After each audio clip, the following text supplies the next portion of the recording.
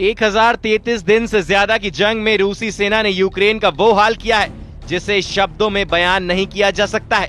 अब international media ने खुफिया एजेंसियों के जरिए दावा किया है कि अगर वाकई रूस को यूरोपीय यूनियन के 25 देश हराना चाहते हैं तो उन्हें रूस के हजारों टैंकों और तोपखानों को तबाह करना पड़ेगा।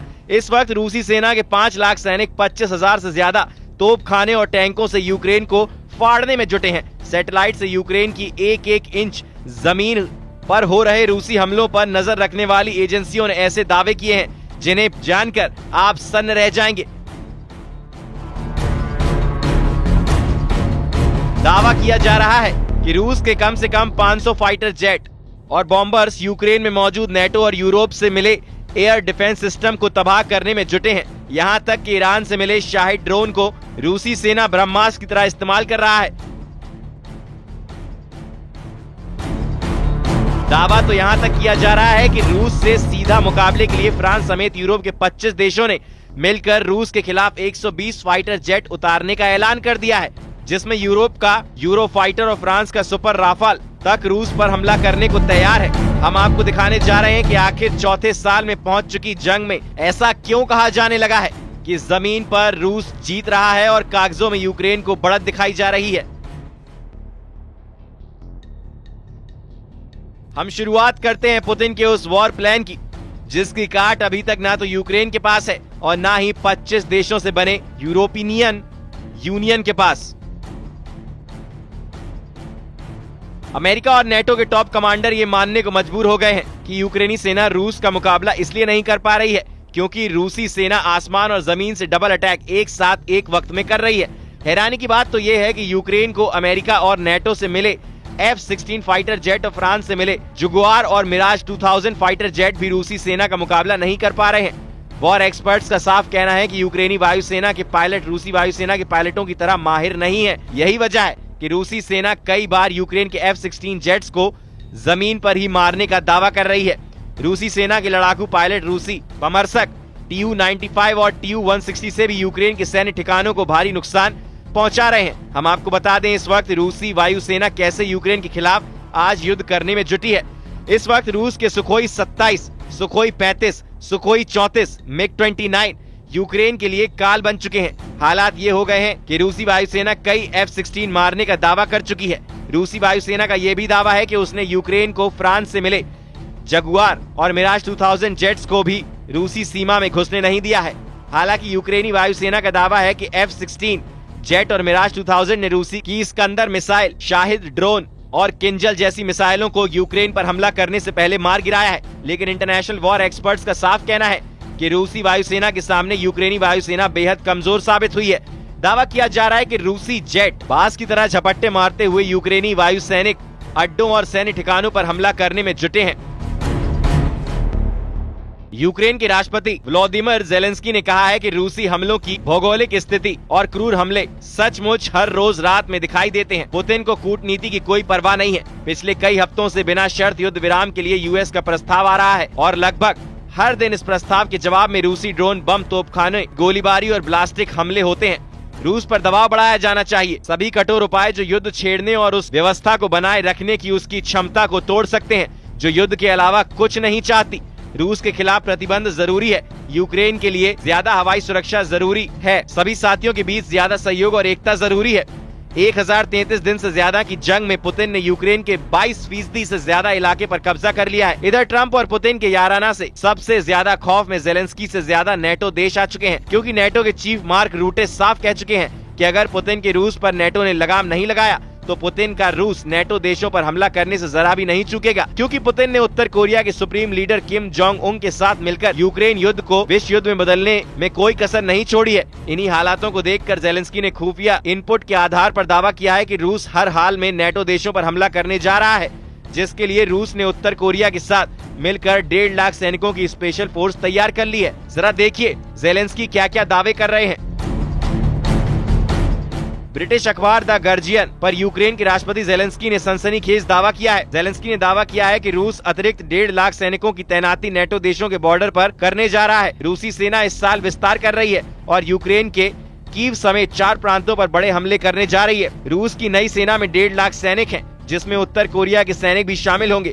यूक्रेनी राष्ट्रपति जेलेंस्की ने दावा किया है कि रूसी सेना तेजी से बढ़ेगी। जेलेंस्की के दावों के मुताबिक मॉस्को की सेना बेलारूस में प्रशिक्षण के बाद पोलैंड और लिथुआनिया पर हमला करने की कोशिश कर सकती है। बेलारूस में तैनात होने पर रूसी और उत्तर कोरियाई सैनिक पोलैंड की राजधानी वॉर्सो और लिथुआनिया की राजधानी विनियस पर सीधा हमला कर सकते हैं। यूक्रेन के राष्ट्रपति जेलेंस्की के मुताबिक उत्तर कोरियाई सैनिकों के साथ रूसी सेना नेटो सदस्यों पोलैंड और लिथुआनिया पर कब्जा करने की कोशिश कर सकते हैं। रूसी ब्रॉडशीट अखबार प्रावदा के मुताबिक खुफिया जानकारी में पता चला है कि रूस 2025 में अपनी सेना को 12 से 15 डिवीजनों तक बढ़ाने की योजना बना रहा है, जिसका अनुमान है कि इसमें लगभग 1,50,000 सैनिक शामिल होंगे।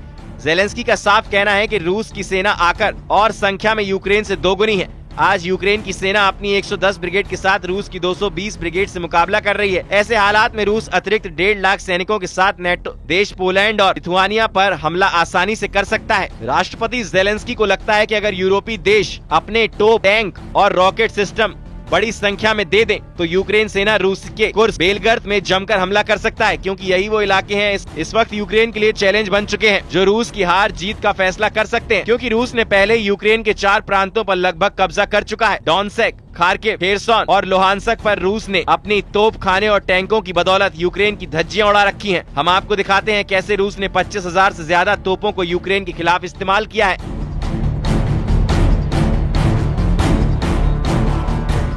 यूक्रेन की सेना के आंकड़ों से पता चलता है कि रूस ने मार्च 2025 में युद्ध के किसी भी अन्य महीने की तुलना में सबसे अधिक तोपखाने सिस्टम का इस्तेमाल किया है।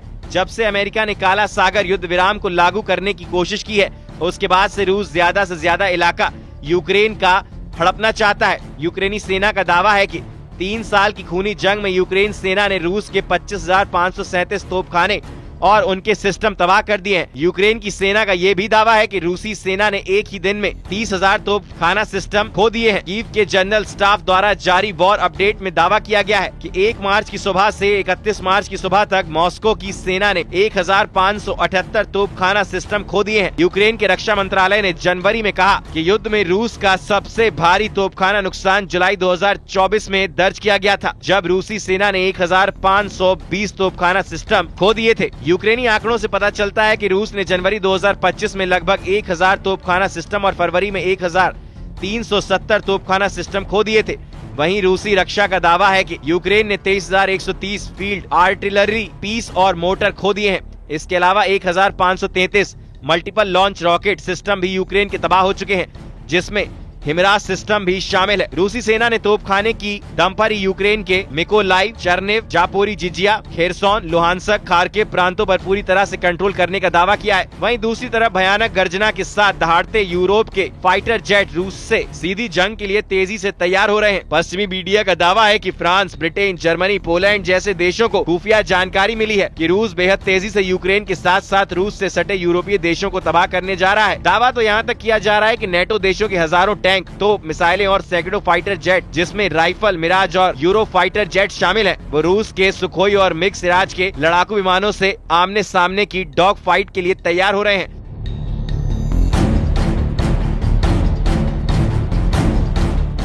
जो जानकारी मिल रही है उसके मुताबिक रूस ने बड़ी तेजी से अपने लड़ाकू विमानों, हेलीकॉप्टर, मिसाइल और ड्रोन से यूक्रेन के साथ साथ नेटो देशों को निशाना बनाने का प्लान बना लिया है। जरा देखिए क्यों यूरोप के देशों ने रूस हमलों को देखते हुए आपातकाल में तुरंत 120 फाइटर जेट यूक्रेन और ब्लास्टिक देशों को बचाने के लिए झोंक दिए हैं। अमेरिकी द गार्जियन के मुताबिक यूरोप के 120 लड़ाकू विमान रूस के खिलाफ युद्ध में उतर रहे हैं, जो यूक्रेन के साथ साथ यूरोपीय देशों को रूसी हमलों से बचाएंगे। द गार्जियन की रिपोर्ट के मुताबिक यूरोप के फाइटर जेट यूक्रेन को पुख्ता स्काई शील्ड से बचाएंगे। यूक्रेन के खार्किव, नीपर, जापोरिजिजिया और कीव की रिहा जैसे बड़े शहरों की रक्षा इन जेट से की जाएगी। यूक्रेन के 3 चालू परमाणु ऊर्जा संयंत्रण और ओडेसा और लवीव शहर भी यूरोप के जेट बचाएंगे। इसके अलावा यूक्रेन में यूरोप के शांति सैनिकों को जमीनी युद्ध के लिए भेजा जाएगा। इस प्रस्ताव पर ब्रिटेन और फ्रांस ने सहमति दे दी है।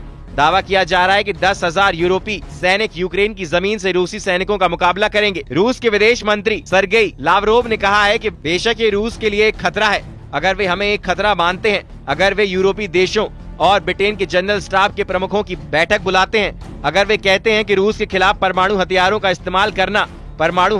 इस्तेमाल करने की तैयारी करना आवश्यक है, तो ये निश्चित रूप से एक खतरा है। जो रूस से लड़ना चाहते हैं वो नेपोलियन और हिटलर हैं। फ्रांस के राष्ट्रपति इमैनुअल मैक्रोन शालीनता से काम नहीं कर रहे हैं, वो सीधे चुनौती दे रहे हैं। इधर रूसी सेना भी समझ चुकी है कि यूरोपीय देश किसी भी कीमत पर युद्ध विराम नहीं होने देंगे। अमेरिका के राष्ट्रपति डोनाल्ड ट्रंप को भी एहसास नहीं था कि यूरोप इस तरह से एकजुट होकर रूस के खिलाफ इतनी तेजी से मोर्चा खोल देगा। यूरोपीय देशों की तरफ से फ्रांस, जर्मनी और पोलैंड ने सबसे आक्रामक तरीके से रूस पर हमला करने का प्लान बना लिया है, जबकि यूरोप से बाहर अमेरिका का सबसे करीबी ब्रिटेन ने भी ऐलान कर दिया है कि रूस की शर्तों पर युद्ध विराम किसी भी कीमत पर नहीं किया जाएगा। ब्रेसलेस में यूरोपियन यूनियन के 27 देशों ने पहली बार एकजुट होकर रूस को सीधी चुनौती दी है, जिसकी वजह से पुतिन बुरी तरह से बौखला गए हैं। दावा किया जा रहा है रूस से सीधी जंग का खतरा सबसे ज्यादा फ्रांस, ब्रिटेन, जर्मनी, पोलैंड और बाल्ट और नॉर्डिक देश लातविया, लिथुआनिया और एस्टोनिया, फिनलैंड, स्वीडन और नॉर्वे को है। अगर अमेरिका की सैन्य ताकत के बिना इन नेटो और यूरोपीय देशों ने रूस से सीधी जंग की, रूस इन्हें कुछ हफ्तों की जंग में ही तबाह कर डालेगा। वॉर एक्सपर्ट के मुताबिक रूस अगर चौतरफा जंग से घिरा तो बहुत मुमकिन है कि रूस परमाणु जंग शुरू कर देगा। ऐसे हालात में रूस के सबसे एडवांस और एक्टिव रूस के 1600 परमाणु हथियार यूक्रेन समेत पूरे यूरोप का सर्वनाश कर देंगे। इसके अलावा रूस में करीब 2800 परमाणु हथियारों का अलग भंडार तैयार रखा है, जिसे फिलहाल निष्क्रिय रखा गया है। ऐसे हालात में अमेरिका के समर्थन के बिना फ्रांस भी रूस का मुकाबला नहीं कर पाएगा।